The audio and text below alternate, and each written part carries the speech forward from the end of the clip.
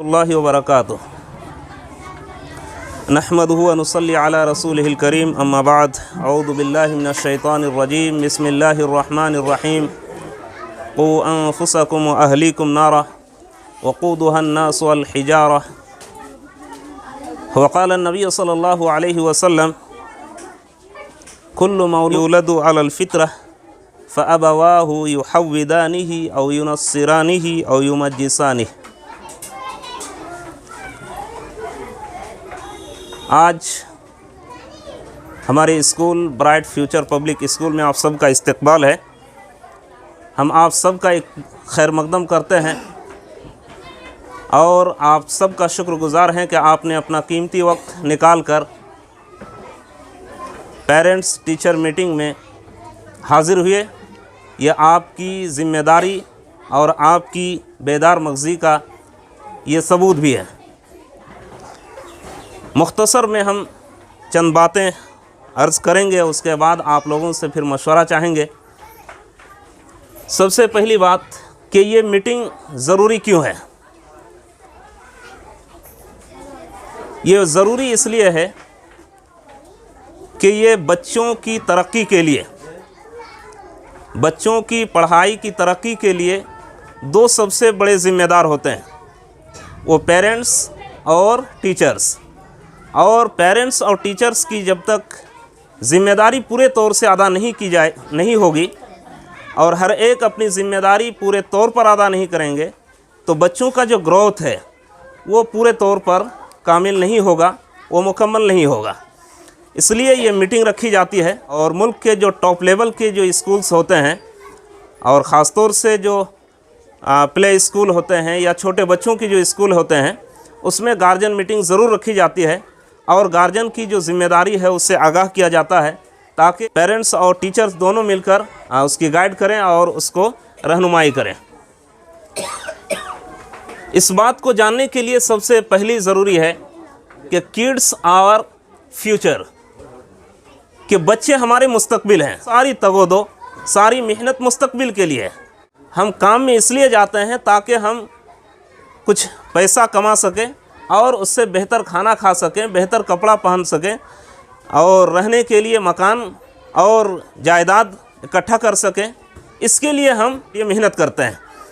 तो अपने मुस्तकबिल के लिए, फ्यूचर के लिए हम मेहनत करते हैं।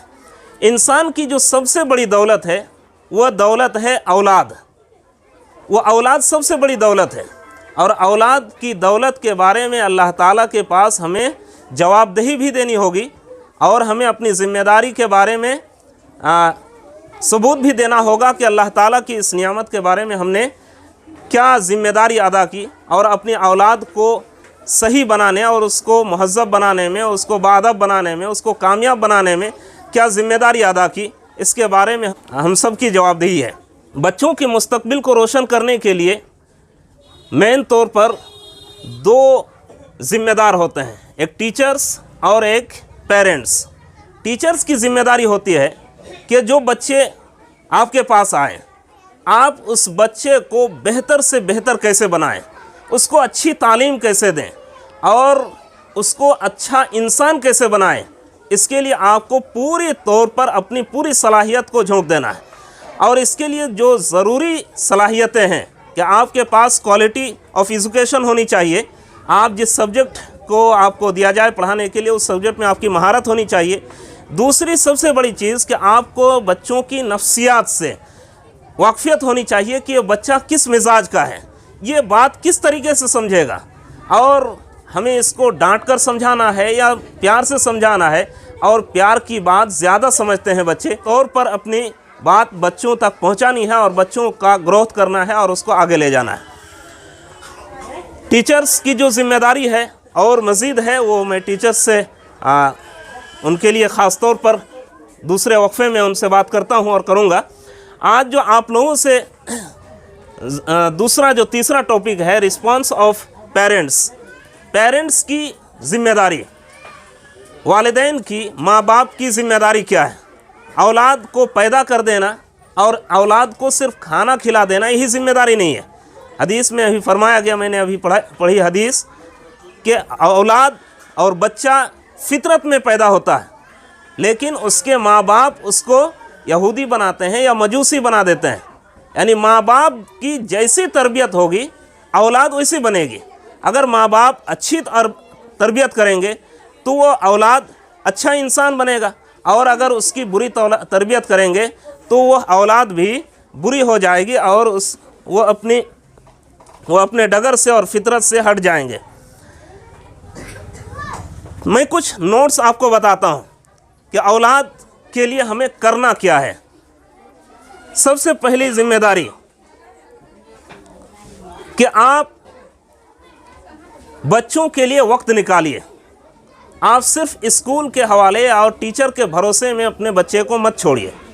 ये जिम्मेदारी है, जो जिम्मेदारी टीचर्स की है वो तो अदा करनी है उनको, लेकिन उसके साथ साथ पेरेंट्स की जिम्मेदारी है कि आप अपने बच्चों के लिए वक्त निकालिए, बच्चों को लेकर बैठिए और उनसे बातें कीजिए, उनकी जो अंदर की जो सलाहियतें हैं उसको जानने की कोशिश कीजिए, उसके अंदर की चाहत क्या है उसको मालूम कीजिए, और उसको किस चीज़ की ज़रूरत है, कौन सी बात उन्हें बतानी है, उस बात से आप उनको आगाह कीजिए।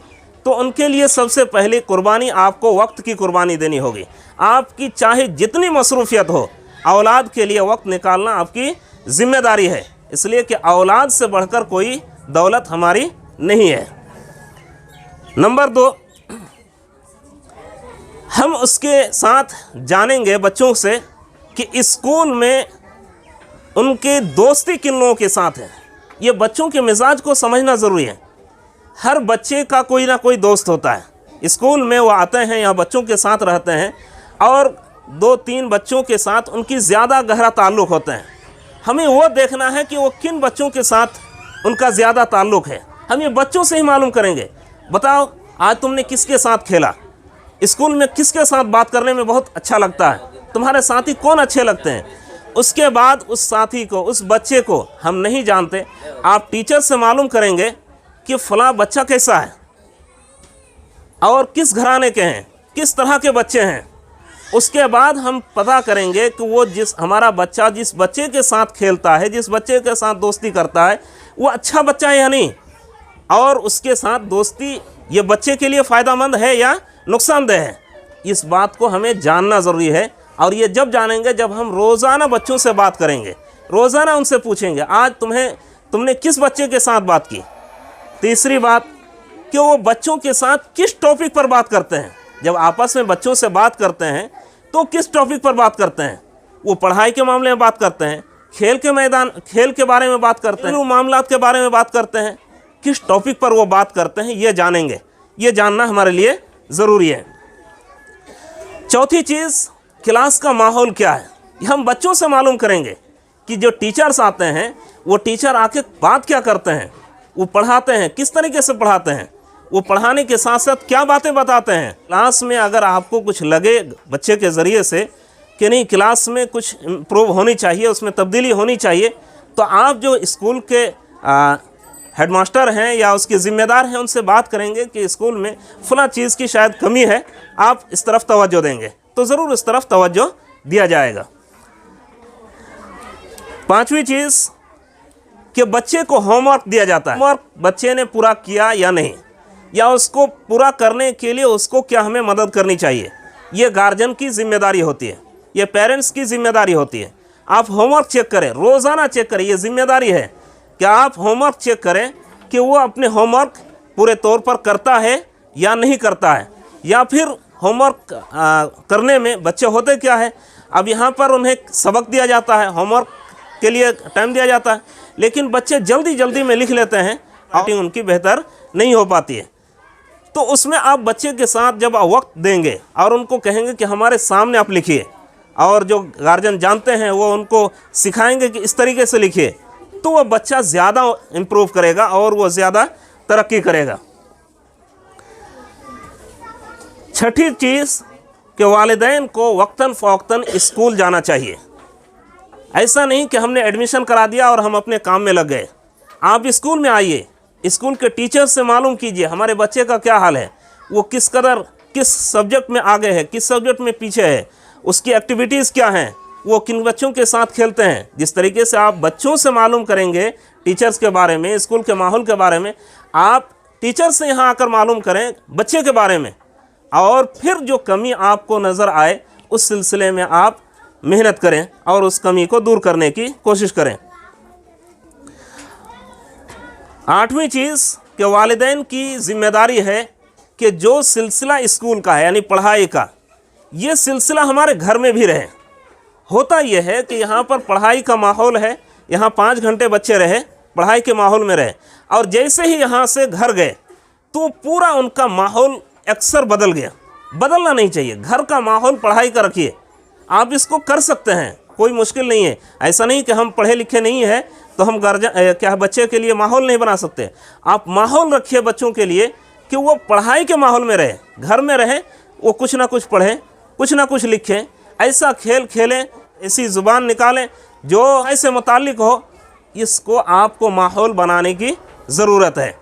और सबसे आखिरी चीज़ कि बच्चों की मुस्तकबिल के लिए, उसकी अच्छाई के लिए अल्लाह ताला से दुआ भी करें। ये तो अपनी मेहनत हुई, इंसान अपनी मेहनत अपने तौर पर करता है और आखिरी अंजाम तो अल्लाह ताला के हाथ में है। तो सारी कोशिश के बाद अल्लाह ताला से दुआ ज़रूर करें कि अल्लाह ताला हमारी औलाद को कामयाब करें, एक अच्छा इंसान बनाए, हमारा नाम रोशन करे। जब बच्चा कामयाब होगा और बच्चा बड़ा आदमी बनेगा तो उससे वालिदैन का नाम रोशन होगा, और सिर्फ नाम दुनिया में नहीं आखिरत में भी उसका फल मिलेगा। इसलिए औलाद के लिए दुआ का एहतमाम करें और औलाद की तरक्की के लिए हर मुमकिन कोशिश करें। सबसे बुनियादी चीज़ जो है वक्त, औलाद की तरबियत के लिए वो वक्त है, और वक्त सबसे कीमती चीज़ है। अल वक्तु अथमनु मिन अज़्ज़हब, अरबी का मुहावरा है कि वक्त सोने से भी ज़्यादा कीमती है, और जो वक्त चला जाता है वो दोबारा वापस नहीं आता। इसलिए अपनी औलाद को बेहतर बनाने के लिए, उसको बेहतर और अच्छा इंसान बनाने के लिए, उसकी अच्छी मुस्तकबिल के लिए जो भी मेहनत हमें करनी पड़े वो मेहनत करें। उसको अच्छी जगह तालीम दिलाएं। सिर्फ तालीम दिलाना हम आमतौर पर समझते हैं, पढ़ तो रहा है बच्चा, लेकिन मसला है कि 6-6 साल पढ़ता है और उनको अल्फ़ाबेट्स तक का पता नहीं होता है। 3 साल पढ़कर आया और उनको अलिफ बा ता सा याद नहीं है, या फिर उसकी पहचान नहीं है। उसको ऐसी जगह तालीम दिलाइए जहाँ पर उसकी वक्त की बचत हो और कम वक्त में तरक्की ज़्यादा हो। तो ये पेरेंट्स और टीचर्स दोनों की ज़िम्मेदारी होती है, और इसीलिए गाहे बगाहे आप लोगों को हम ज़हमत देते हैं कि बच्चों के मुस्तकबिल के लिए हम सब मिलकर फ़िक्र करें। इसलिए कि अगर हमने आज कोताही की और बच्चे नाकारा हो गए और बच्चों ने तरक्की नहीं की, बाद में बच्चे यही इल्ज़ाम देंगे अपने वालिदैन पर कि हमारे वालिदैन ने तो हमारी कोई तरबियत ही नहीं की, हमको तो अच्छा पढ़ाया ही नहीं, अगर पढ़ाए होते तो हम भी बड़े इंसान बने होते। इसलिए अपनी औलाद के बारे में फ़िक्रमंद हो। अल्लाह ताला हम सबको औलाद की फ़िक्र की तौफीक से नवाज़े।